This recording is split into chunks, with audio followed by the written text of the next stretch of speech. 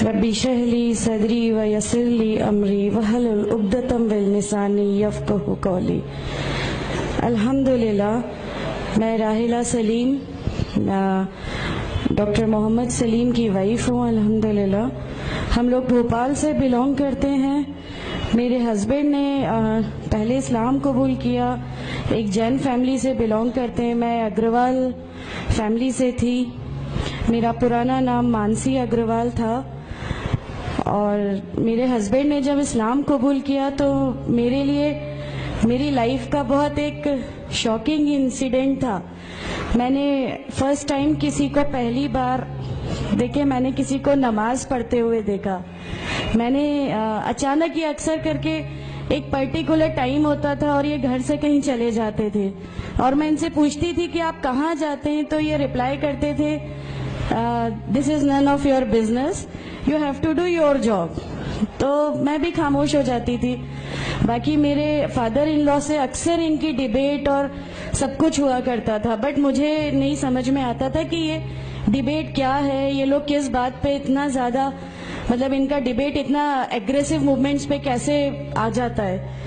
تو باقی پھر ایک دھیرے دھیرے جب مجھے یہ اسلام کے پہلے تو یہ لوگ نہیں بتائے، بٹ فرسٹ ٹائم جب میں نے ان کا فجر کی نماز تھی اور اچانک میری نیند کھلی اور میں نے ان کو نماز پڑھتے ہوئے دیکھا، میں نے ان سے پوچھا کہ آپ کیا نماز پڑھ رہے ہیں، کیونکہ صرف ٹیلی ویژن پہ دیکھا تھا کہ ہاں ایسے جو کرتے ہیں وہ نماز کے ایکشنز ہیں۔ میں نے ان سے پوچھا کہ آپ نماز پڑھ رہے ہیں، انہوں نے کہا کہ ہاں میں نماز پڑھ رہا ہوں۔ میں نے بالکل دیر نہیں کی میرے فادر ان لا کو بتانے میں۔ میں روم سے باہر نکل کے اور میں نے سب سے پہلے ان کو بتایا کہ پاپا جی آج ان کو میں نے نماز پڑھتے ہوئے دیکھا۔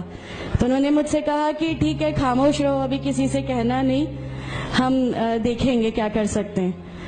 اب وہ جو میری لائف کا مومنٹ تھا، وہاں سے میرے کو ایسا لگا کہ یہ کیا ہوا، مطلب یہ کیا کر رہے ہیں، ایسا کیوں کر رہے ہیں، یہ کہیں یہ کسی ایسے ویکتی سے تو نہیں مل گئے جو ان کو ٹیررزم کی طرف لے جا رہا ہے، اور یہ ایسی چیزوں میں تو نہیں انوالو ہو جائیں گے۔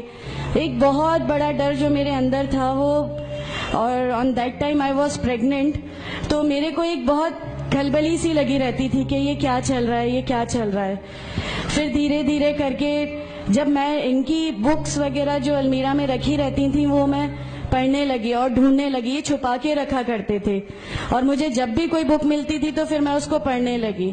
تو مجھے اس میں ایسا کچھ لگتا ضرور تھا کہ پتہ نہیں کچھ ہے، کوئی ڈیفرنٹ چیز ہے، کیونکہ میں نے دیکھا کہ ان کے اخلاق، ان کی سب چیزیں بالکل چینج ہو گئی، جو یہ پہلے تھے اس سے یہ بالکل الگ ہو گئے۔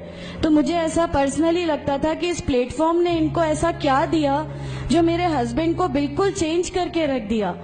مطلب الحمدللہ یہ اس سمے کوشش کرتے تھے کہ جو نبی کی سنتیں ہیں، جو ہمارے نبی صلی اللہ علیہ وسلم نے کیا، اپنی وائف کی مدد کرنا، اپنی وائف کے ساتھ کس طرح اس کے حقوق کی ادائیگی کرنا، یہ سب کچھ وہاں الحمدللہ کرنے لگے۔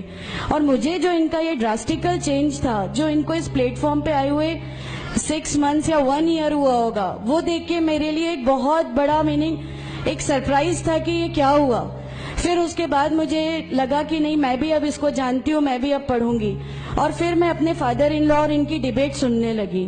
تو جینزم میں گاڈ کانسیپٹ ہے ہی نہیں۔ ہر وہ ویکتی جو بہت زیادہ علم حاصل کر لیتا ہے، بہت زیادہ نالج حاصل کر لیتا ہے، تو وہ ایک لمٹ پر آ کر نعوذ باللہ گاڈ کا وہ مقام حاصل کر لیتا ہے، اور لوگ اسی کی پھر پوجا کرنے لگتے ہیں، اسی کی ورشپ کرنے لگتے ہیں۔ تو میرے دماغ میں اگروال فیملی سے تھی، تو میرے دماغ میں تھا کہ نہیں، ہمارے جو بھگوان ہیں وہ 3-4 ہاتھ والے ہیں، ان کا کیا ایک ہی گاڈ ہے جس کو جا کے آپ کو پوجنا ہے، تو نہیں، میں ان سے تو کچھ نہیں مانگوں گی، 3-4 ہاتھ والے بھگوان ہی ہوتے ہیں، یہ نہیں کچھ وہ ایسا رکھتے۔ تو وہاں سے ایک تھوڑا سا ڈسٹریکشن میرے کو گاڈ کانسیپٹ کا آیا، اور ایشور ہے جو اس دنیا کو چلا رہا ہے، یہ ہمیشہ میرے ایک ذہن میں رہتا تھا۔ تو مجھے میرے فادر ان لا کہیں نہ کہیں اس پلیٹ فارم پہ آ کے غلط لگنے لگے کہ نہیں، یہ جو کہہ رہے ہیں وہ صحیح ہے، اور ان کی جو ڈیبیٹ ہے اس کا اینڈ جو ہے وہ یہ صحیح ہے۔ پھر دھیرے دھیرے کر کے مجھے ان کی چیزوں پہ یقین آنے لگا الحمدللہ۔ پھر ہمارے ایک فیملی فرینڈ ہیں، ان کے یہاں یہ مجھے لے گئے۔ وہاں پر کسی نے مجھ سے کہا کہ میں بہت بزرگ ہو چکا ہوں، کلیم صدیقی صاحب ہیں، مجھے ان کا نام دھیان نہیں ہے اچھے سے، بٹ انہوں نے مجھ سے کہا بیٹا میں بہت بزرگ ہو چکا ہوں, میں چاہتا ہوں تم کلمہ پڑھ لو, میری زندگی رہے نہ رہے, میں آپ سے ملوں نہ ملوں, تو آپ کلمہ پڑھ لو. تو الحمدللہ میں نے کلمہ پڑھ لیا. کلمہ پڑھنے کے بعد بھی جب ہم گھر لوٹ رہے تھے تو میں نے ان سے کہا کہ میں نے صرف ابھی کلمہ پڑھا, ابھی آپ یہ مت سمجھیے گا کہ میرے کو سب سمجھ میں آ گیا اور میں اس چیز کو مان لوں گی. انہوں نے کہا نہیں, تمہاری مرضی, کسی میں کوئی فورس نہیں ہے. تو الحمدللہ اللہ تعالیٰ کا احسان ہے, اس کلمے کی طاقت تھی. اور یہ ہمیشہ کہتے تھے تمہیں کوئی دعا مانگنی ہے تو تہجد میں مانگا کرو. تہجد کا جو ٹائم ہوتا ہے وہ بہت قیمتی ہوتا ہے اور اس میں اللہ تعالیٰ سب کی دعائیں قبول کرتا ہے. انہوں نے مجھے ایک دعا سکھائی تھی کہ تم ایک دعا مانگو کہ یا میرے رب اگر میرا ہسبینڈ غلط راستے پر ہے تو اس کو صحیح راستے پہ لیا, اور اگر میں غلط راستے پہ ہوں تو مجھے صحیح راستہ دکھا دے. الحمدللہ میں یہ دعا کنٹینیو مانگتی تھی. ایک بار میری نیند الحمدللہ تہجد میں کھلی اور بس میں نارمل جیسے ایک دھیان کرتے ہیں ویسا میں بیٹھ گئی اور اپنے آپ اچانک دل چاہا کہ بس سجدہ کروں. میری زندگی کا وہ پہلا سجدہ تھا اور اس بہت لمبا سجدہ تھا, اور اس سجدے میں نے میرے رب سے کیا کیا مانگ لیا مجھے بھی نہیں یاد ہے. اور اس سمے مجھے ایسا فیل ہو رہا تھا جیسے اللہ تعالیٰ خود مجھ سے بات کر رہا ہے, اللہ میرے سوالوں کا جواب خود دے رہا ہے. الحمدللہ بس اس کے بعد تو ایسا لگا کہ نہیں, اسلام حق ہے اور اسلام پہ ہی چلنا ہے. اس کے بعد پھر بہت ساری پریشانیاں لائف میں آئیں, سب کچھ آیا, بٹ الحمدللہ اللہ کا احسان ہے کہ اللہ تعالیٰ نے ہر پریشانی, ہر چیز کو ایسے لے لیا کہ ہم لوگوں کو کبھی احساس ہی نہیں ہونے دیا کہ یہ کوئی پریشانی تھی. ایسا لگا کہ اللہ کی پوری راہ میں ہم لوگوں کو ریوارڈ ہی ملنا ہے اس چیز کا, اور اللہ ہمیں اس کا ریوارڈ ہی دیتا چلا جائے گا.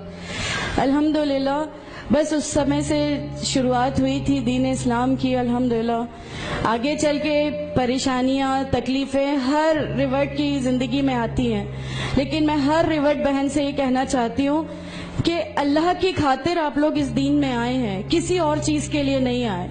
تو اللہ ہی کی خاطر ان پریشانیوں کو بھی جھیلیے, اللہ ہی کی خاطر جھیلیے. اللہ تعالیٰ اگر آپ لوگوں سے ماشاءاللہ, میں جب گھر سے نکلی, جب ہمارے فادر ان لا نے ہمیں گھر سے نکالا, میرے بچے کی, چھوٹا بچہ تھا, چھوٹے والے کی صرف ایک دودھ کی بوتل تھی, اس کے علاوہ کچھ بھی نہیں تھا.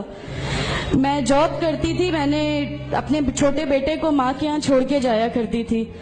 میرے ممی پاپا بہت زیادہ ہم لوگوں سے ڈیٹیچ نہیں ہوئے تھے, ایک محبت تھی ان کو ہم سے, تو اس محبت کے کارن ان لوگوں نے کبھی ہمارا اس لیول تک اپوز نہیں کیا جو ان لاز کی طرف سے آیا. تو جب میں میرے مائکے گئی اور میں نے اپنے بچے کو لیا اور میں نے کہا کہ ماں ہم نے وہ گھر چھوڑ دیا, ہمیں اس گھر سے ان لوگ نکالے, ایسا کر کے.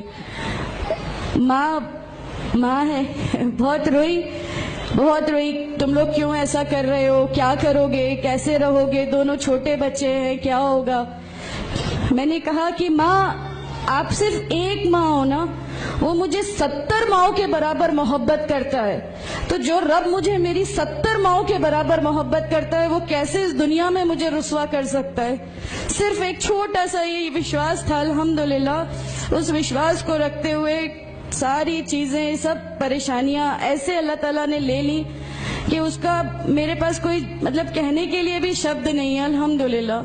اور میں آپ لوگوں سے سب سے گزارش کرتی ہوں, اور اگر اللہ نے مجھے آپ لوگوں کی ایک ایسی بہن بنا دیا جو آپ کی پریشانیاں, آپ کی ہر اس میں, ہمارا گھر, ہماری سب کچھ الحمدللہ آپ کے لیے ہے, کیونکہ ہم لوگ ٹھان کے بیٹھے ہیں ہمارا جینا مرنا, ہماری نمازیں, ہمارا سب کچھ صرف اللہ کے لیے ہے, اور یہی لے کے ہم کو جانا ہے, کوئی جواب ہمیں نہیں ملے گی. السلام علیکم ورحمۃ اللہ وبرکاتہ.